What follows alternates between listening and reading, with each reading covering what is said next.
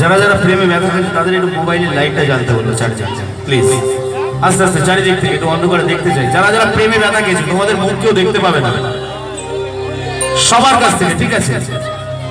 না আমার চোখেরই জলনি শাইলা সব দিক থেকে চইলা গেলা।